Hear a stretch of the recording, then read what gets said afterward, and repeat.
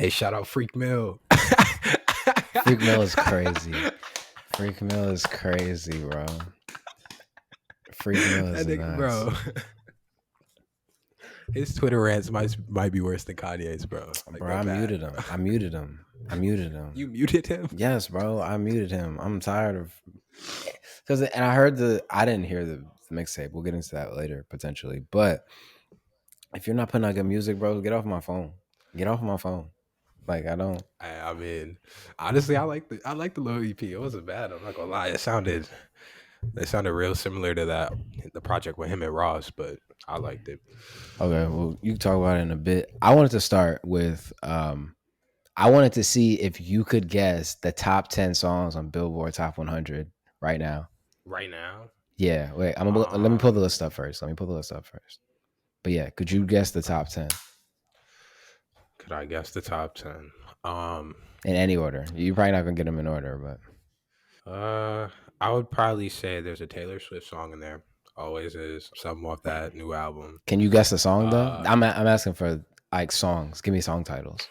Okay, well, I'd probably say "Fart" is probably up there by Ice Spice. That's been everywhere. It's not on there.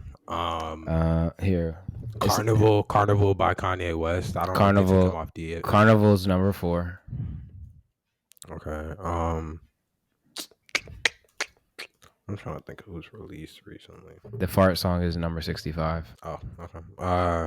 That song by Meg, the new one. It's not Snake. It's the other one. Cobra. Oh no, Hiss. Cobra. Hiss is 68. Oh. Shit, I don't know. I'm trying to think who would be in that top 10, bro. Song wise, like maybe Water. Is Water still up there? Did Water drop? Water's not in the top 10. Wow. I'm trying to think. Water is 14. Water's 14. Okay, so it's right there. Ooh, that Money Long song. What is that called? So I Made For Me, the one I played last week. Yeah. It's 23. Dude, okay, yeah, I don't know. I'm not gonna lie. I don't know then. What's the top 10? Tell me. Okay. So you have no more guesses for the top 10. I feel like some of these you should know. I know I should know them, but I just off the top of my head I cannot think of what's top 10 right now besides Carnival. I feel like that's the one I keep thinking about. Is Everybody by Nicki still up there? Like, no. Damn, I don't know. Yeah, I don't know. Everybody's 35. I'm trying to rack my brain. Wow. Bro, I don't. Yeah, I don't know. I'm not gonna lie. I don't know. I'm gonna run the list down for you. Number 10, Agora Hills by Doja Cat. Okay. A couple of these you wouldn't guess. A couple of these I would have never guessed. But number 9, I Remember Everything by Zach Bryan featuring Casey, whoever. Yeah, whatever. Number 8, Greedy by Tate McRae. You did have a Taylor Swift song. You did say Taylor Swift. 7 is Cruel Summer by Taylor Swift. 6 is Snooze by SZA. 5 is Beautiful Things by Benson Bone. 4 is Carnival, which you guessed, by Kanye and Ty Dolla.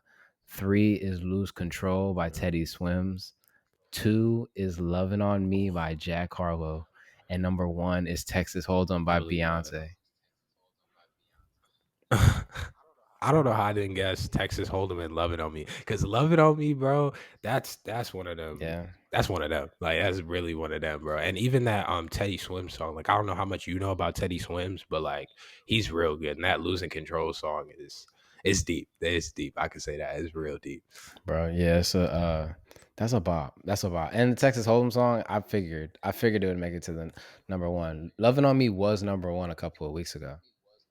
I love that song. I love that song. But I do hear a lot of people singing Texas Hold'em a lot. Like I was walking around the other day and I heard somebody, well, this ain't Texas. Like, it's a good song, bro. I thought it was interesting because I was on Billboard and I'm like, I guess, 1, how accurate is it of a depiction of what people are actually listening to? And 2, like, I guess, can you give your personal perspective as to, like, are you in the spaces where the popular songs would be being played, I guess? And I guess it's all sort of regional and depending on where you're going, right? Like, a club in Tally might not be playing what's representative of America, I guess. But I just thought it was interesting. I thought I thought you were gonna get more of those. I thought you would have guessed the Jack Harlow song. I'm not gonna lie. Yeah, I don't know how I didn't, but I definitely think looking at that, it's a representation of like all of America. Like it's not real niche down. Like you can see that those are songs I feel like a lot of people are listening Yeah, to. yeah. Yeah. This is episode 47 of the Rhythm and Rhymes podcast. I'm your host, AJ Hughes. I'm here with my co-host Antonio Hughes, and we have interesting list of topics for you guys today. We got some stuff to talk about. You know what I'm saying? I want to start with music news, and then I want to get into the Schoolboy Q album, the Headie One single, potentially Meek Mill's Freak Mill, Meek Mill, whatever you want to call him, his projects and stuff like that. But I want to start with the $100 million arena in Lagos. Um, the Live Nation cartel back at it again. You know what I'm saying? Them boys, the cartel. A consortium led by the Persians Group, and the Nigerian Sovereign Investment Authority has broken ground on a new 12,000 seat arena in the Victoria Island neighborhood of Lagos, Nigeria. The project is estimated to cost $100 million, and they have the consortium behind the project includes global leaders in live entertainment and sports, including the live entertainment company Live Nation, Oakview Group, and the company behind Manchester's $365 million co-op Live Arena. Um, I thought this was interesting because we've been on here talking about how it's very hard to perform in Nigeria. Like WizKid at one point said he was not going to perform in Lagos again because the infrastructure to be able to perform in Lagos is just really bad, according to them. And so for them to build a really big arena there, I think it says a lot about where the music scene is going there. And I thought it was just dope and worth bringing up. Yeah, I think it definitely shows where music is headed. I feel like, I mean, it says that Nigeria's population is 220 million, which I didn't even know it was that many people there. But there's definitely a big market in the global world as far as music, and I think more and more people are gonna start investing into that. And I think Live Nation, obviously, they have so much stakehold right now, but I definitely think there's gonna be more people coming out doing this in different places, like not just in Africa, but other places as well. So Yeah, yeah. Nigeria, there's a lot happening in music for Nigeria right now. This happened, I think, mhm. 6 or 7 days ago. I'm not exactly sure, but Universal bought the majority share of Mavin Records. Mavin Records, in my opinion, is the best label. I don't say best, the biggest label in Nigeria outside of like potentially Empire, but Empire is independently distributed, so it's a little bit different. Rema is on Mavin Records. Um, Ira Star is on Mavin Records. Ladipa is on Mavin Records. Magix is on Mavin Records. And they've had a couple other people come through there. I know Tiwa Savage was signed there at one point.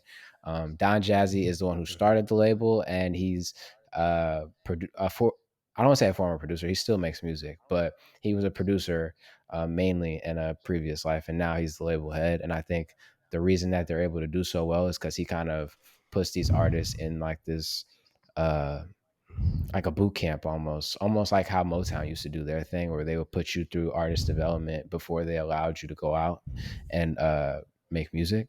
And so I think it was really interesting that they now have majority share, and I wonder why he ended up doing that. I think it's because a lot of companies are data driven now, bro. Like I feel like one of the things I'm hearing from a lot of the companies I'm talking to about interning, they talk about data driven creativity and how data is really driving this next generation, and the data will tell the whole story. Like if you're sitting here looking at rap numbers versus the Afrobeats numbers and how it's growing, how it's been growing year over year versus how rap has been declining, or how some of these other genres have been in a way declining, you would see a lot of these companies realize that, and they have to get in before it's too late. Like they're trying to get their I stakehold early. understand. I understand from Universal's perspective. I'm more wondering like Mavin. Mhm. Like I don't know, bro. I feel Uh, like every time we see like this is just the black man in me. But every time we see like somebody black sell all of their shit, I'm just like, yes, you get a bag, bro. Like, duh, of course, that's why you sell. But like, what's worth keeping anymore? That's what I wonder. What's worth keeping? You have two of the biggest Afrobeat Yeah, stars in all of Africa. Like you're the stock is still rising. I feel like, if that makes sense. yeah. I mean, I feel like they built up a catalog of people, and maybe they felt like it would be good to sell at this point, but I feel like maybe it wasn't. Like I feel like you're saying, there's a bunch of black people who have started businesses, and as soon as it's starting to get some steam, we just take that investment, or we sit there and get bought out, and it's like an unnecessary thing. And we've proved that we can do this without their help. I mean, it does give you more eyes and more access, and more ad money, all that stuff to help it keep growing. But I felt like it was already on an upwards trajectory that we didn't or they didn't need Universal to keep Do growing. You know do what I you mean? think do you look at BET different because they're not black owned? Yes, So do we look at this? yes, because Wait, go I ahead, feel. finish.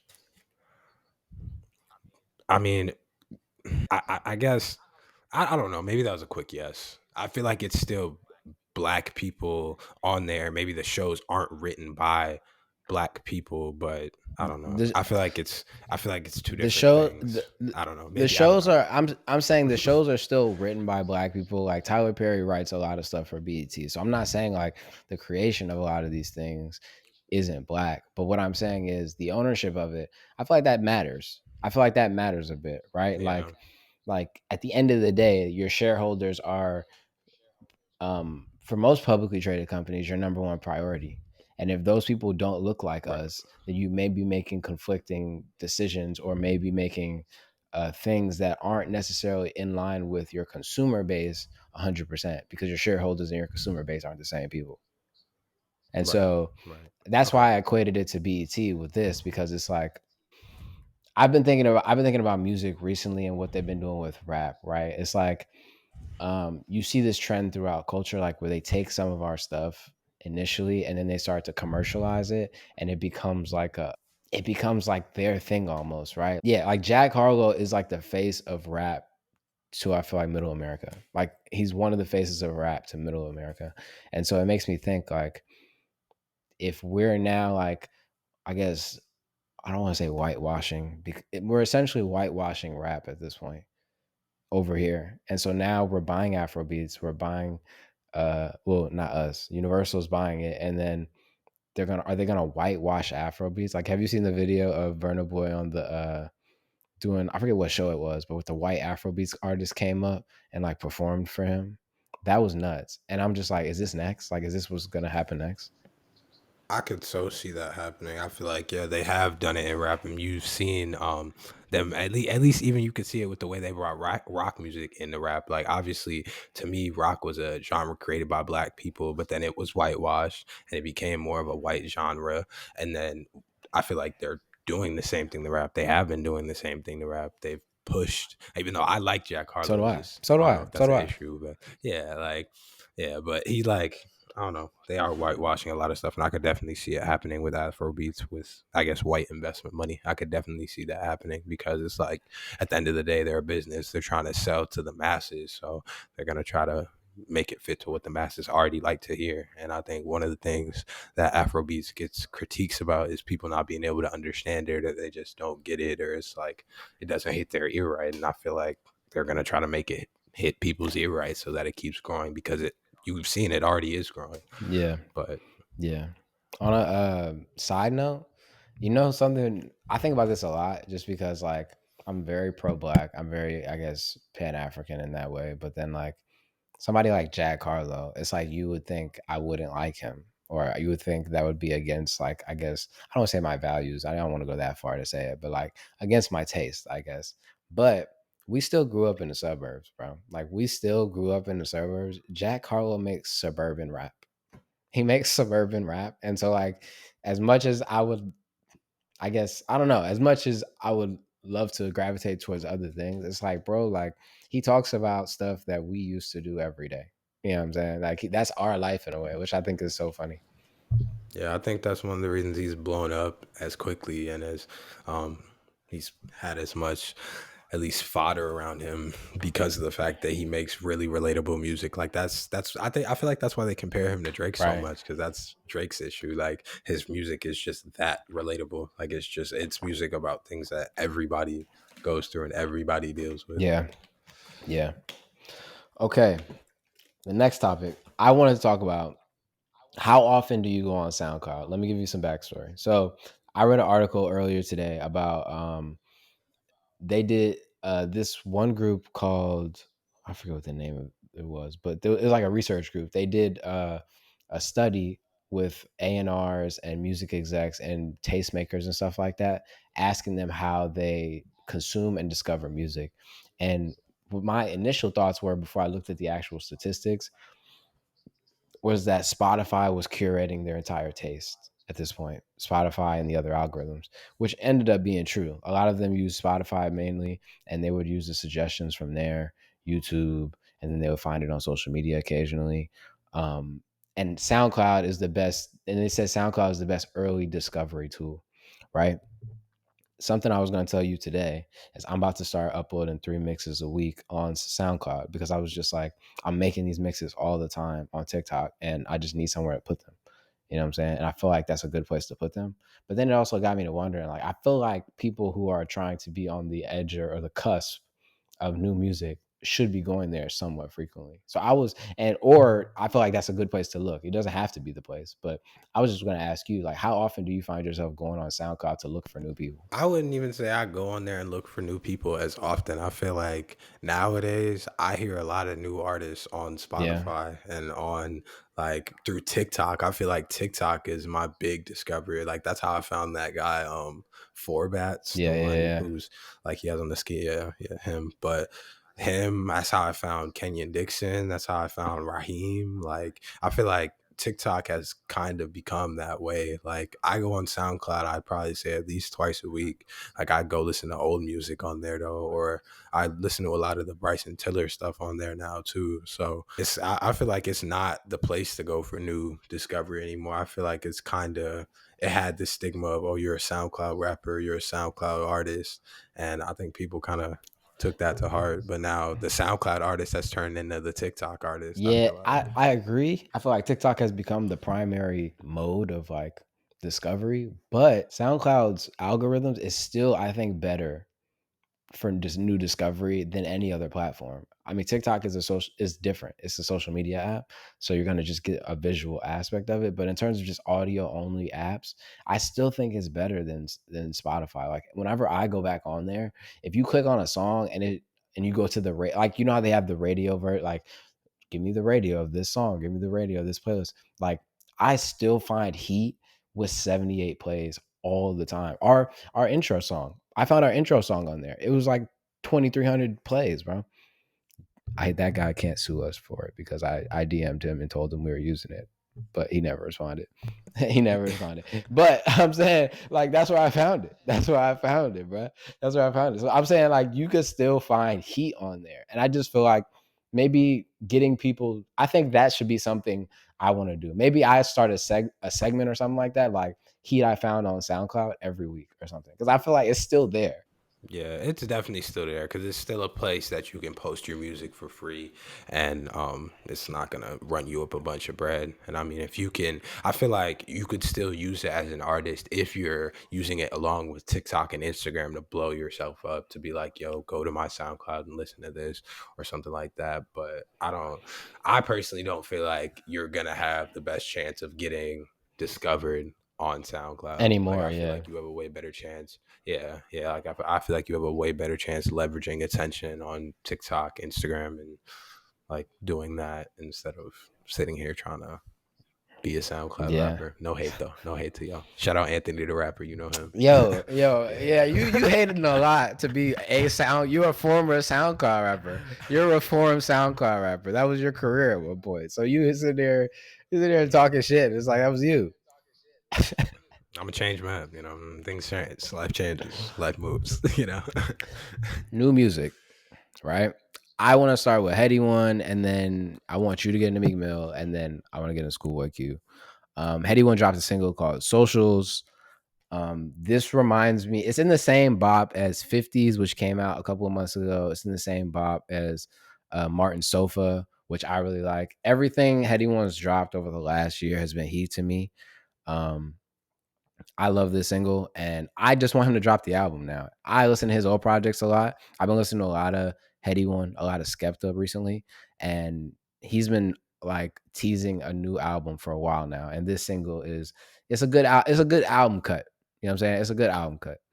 Um, Yeah, I heard it before the pod. I thought it could definitely sound good in an album. Sorry, and I want to hear a project too because I've been listening to that. The one where he's in black and white. I don't know what it's I called, know what you're talking but about. I know what you're talking about. yeah, yeah, that album. I've been listening to that a little bit. Like that's kind of been in my Serato. That Drake song has definitely been in my Serato, but yeah, Okay, I fuck with Freak Mill. What's going on in his music world, bro? What's going on with Freak Mill?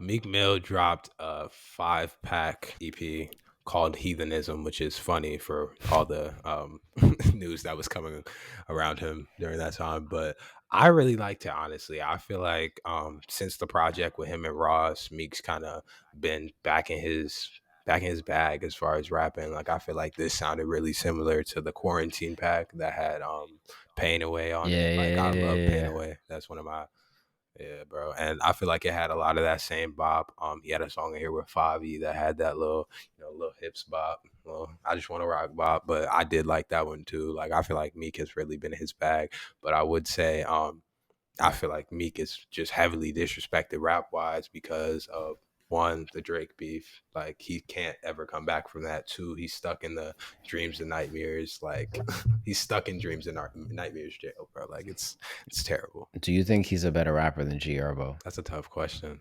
I don't know. Probably not. I mean, I think they're on an equal You level think they're personally. equals? Like I feel like Meek is like that guy. Like Meek is one of those rappers, bro. Like I feel like Mm, especially still what, you don't I think his body of work is not as. I think G Herbo doesn't get enough respect as a rapper because he had the he doesn't rap on beat allegations for a long time, and so once you get past that, I think his body of work overall is better than Meek Mill's. and I'd agree with you on that. Like I said, Meek Mill is stuck in the dreams and nightmares jail. He doesn't make. I feel like he doesn't make good albums for real. Like Championships was a good album. Like I like that album, but he hasn't made a real like good album since. But if I'm just talking about raps, like if we just talking about put them niggas on the court, G head down, hookah, G give me Herbo, who? by far. I don't think it's close. I Okay, don't think it's okay, close. okay. You know what made me? I've been thinking about this G Herbo Meek Mill thing for a while though, because G G Herbo talks about how much Meek Mill influenced his music early, and he'd been trying to get a song Yeah. with him done or cleared. And the way you can tell, like when somebody's dodging somebody on the internet, like G Herbo was like, yeah, like this last project was supposed to have Meek Mill on it. And he was like, yeah, I'm just waiting for him to clear it. Like, yeah, he's supposed to, and it just never seemed to like get cleared. It was weird. And I was like, okay, whatever. But that comparison has always been in my head where I was just like, bro, I feel like G Herbo's catalog, because he got cult classics too, though. Like his early career is all cult classics. And then the latter half of his career, he got way better and his beat selection got way better. So I feel like his career arc is just way, I guess not enough people talk about it. Yeah, I think he's got that stigma on him though. He don't rap on beat allegations, Yeah. bro. Yeah. Yeah. What can you do? Blue Lips by Schoolboy Q. This was, I don't want to say somewhat unexpected, but they've been teasing it for, I want to say like a month or month and a half now. Prior to that, I did not know Schoolboy Q was planning a drop. Did you hear this? What did you think about it? What are your initial thoughts? I really liked it. I thought it was really cool how he was playing around with jazz a lot on this, like throwing that at the beginning of songs, even rapping on some all jazz beats. I really fucked with it. I had a couple of times where I had to go look at the producer credits because I kept hearing Alchemist esque sounds, bro. Like that's what I Yeah. was really hearing through some of it. But I really liked it. I feel like TDE has continued to come out with like just alien music, bro. Just like stuff you're not hearing from people in rap and stuff like that. And my final question is, what does Lance Ski Walker do? Because I was listening to that song with him, and I was like, where is he? Like, is he the one rapping? Is he in the background? Is he playing the drums? Like, I don't know what's going on. That would be my question have from it. But I really like this album. Have you listened to a Lansky Walker project? I think he has one out.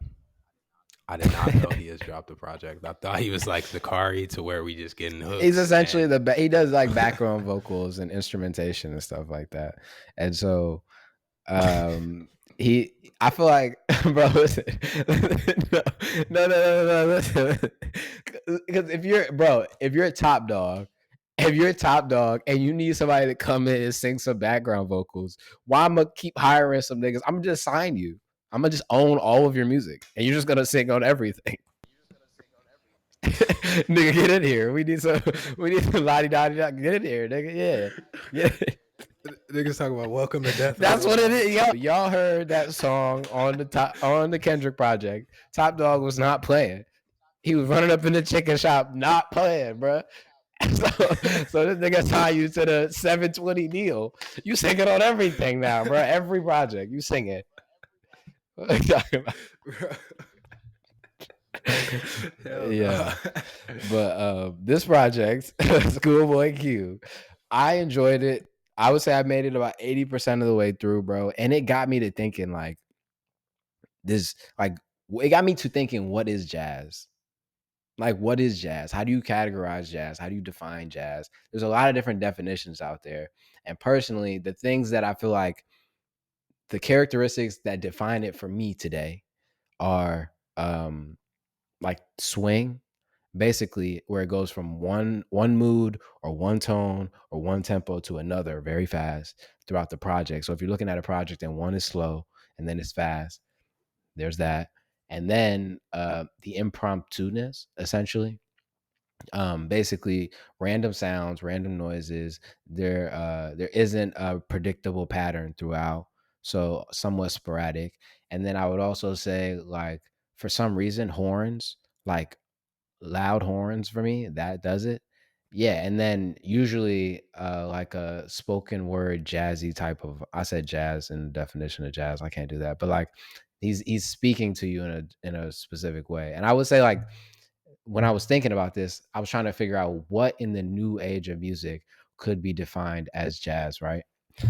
Um I would say To Pimp a Butterfly, Kendrick Lamar. Yeah. I would say Blue Lips, this project we've been talking about. And then I would also say IDK's last project. Those are my three best examples. What was it called? F69, I think it was called. Let me look it up and make sure I'm not yeah, F69. F69 by IDK was categorized as a jazz album. And if you listen to it top to bottom, the amount of different, like, it's taking you on a journey essentially. And I find that Mhm. interesting. You know what I'm saying? The origins of jazz are very, it's very in line with this Black Atlantic theory that we're pushing here, where it's like multiple Black cultures coming together in New Orleans and bringing a bunch of different sounds together, and there's like they're performing in it. Like, it's just, I don't know. I'm gonna have a very thorough breakdown very soon, but I just thought it was an interesting topic to potentially bring here. Yeah, I think a lot of things that play into like the neo soul genre would run along with jazz. Like I feel like some other projects I was thinking about was Sundial by No Name. Really anything No Name does is real jazzy to me. Um I would even put Mick Jenkins up there too, like Elephant in the Room. I feel like that was one of his first projects. That one is heavy jazz, like it has a lot of different sounds on Mm, it. But I feel like if you're in that neo soul genre or you're in that neo soul lane, I would definitely give you that. Like even some of the stuff Cleo Soul does, I yeah, might give her yeah. jazz. Like yeah, yeah, I definitely agree with you though. I'm gonna listen to this project some more this week because I feel like if this one is gonna give me a similar vibe to Pimp a Butter, I don't want to say compare it to Pimp a Butterfly, but at least it's in the same category in that way. I feel like it's gonna take me like a really long time to listen to this and really like get my favorites off of it. Like To Pimp a Butterfly is probably my most listened to album, and so I figured this one will probably take me a long time to really I guess, digest. I think it's gonna be one of those ones that's gonna have to grow on people. Like I feel like a lot of people said they liked it, but I feel like one of the albums you said the songs that you liked at the beginning weren't the same ones that you like now. Was that Omale Yeah. project? And I feel like that's gonna be how this album is, honestly. Okay. All right. All right, mate. What are your song or songs of the week? Okay, so I was really only listening to the Schoolboy and Meek Mill stuff. So I'm a give to actually okay, my two songs are Movie by Schoolboy Q and Oz Cheeky. What's his name? I think I'd actually seen his name Let me. before. This song was West Coast as hell. I'm not gonna lie, it was super West Oh yeah, Coast. yeah, yeah, yeah, Love this yeah, yeah, pop. yeah, yeah. That one's fire. Yeah, yeah. Yeah, sounded real good. I like that. And then actually I'm gonna do Up Lit Freestyle by Anisha. I think I put another one of her songs with Lotto a couple weeks ago, but she's been rapping her ass off. She's pretty good. Female rap still on niggas' necks. So I would say those two. Uplit Freestyle by Anisha and Movie by Schoolboy Q and Ashike. Okay. My songs of the week. The first one is Triple Threat by Headie One, K Trap, and Clavish. I don't know if I posted this on my story a couple of days ago, bro. This song, first thing I listen to in the morning, makes me want to go find the longest knife possible and get into nefarious acts. That's what this song makes me want to do, bro. This song is crazy, and I will continue to bump it until I don't feel like that anymore. That's number one. And then I'm in my rap bag this week. I'm not gonna lie. And then Potter Paper. Kept hearing the name, didn't know who this dude was. Sinaloa Cartel, crazy bars, crazy bars. So those are my two songs of the week. Very hip hop esque, rap esque, but that's where I'm at with it. That song give you young boy vibes. Which one? The Heady One song. Socials? No, the one you Oh, just Triple mentioned. That's your Threat. song Does of it the give week. You said, me? yeah, young boy vibes, like angry. Like you said, it makes you want to do nefarious acts. Oh, Like that's what I'm oh, sitting here thinking. he Like. okay. So nefarious, NBA YoungBoy gives me demon vibes. Like he's gonna go out, like Okay. he's going outside without a regard for human. Like he's the one doing donuts in a parking lot, letting off the AK in the air. Like that's what he's that's what he's doing. Anyone gives me the vibe of like I'm just here to make my peas, and if you bother me, I'm gonna pull this machete out of my pocket, and we're gonna have a problem. That's the vibe I get off of him. That's what I mean by nefarious. Okay. You like my description? You like my description there? Man. Yeah. That was a good description. I can rock All with right, that. man. Hopefully, I don't get into anything super crazy. You know what I'm saying? Hopefully, I don't go buy a machete or something. Oh, your camera fell right at the right time, Yeah. so it's No, we're okay. good. We'll see you guys next week. See y'all next week. Wow. Like, subscribe, all that.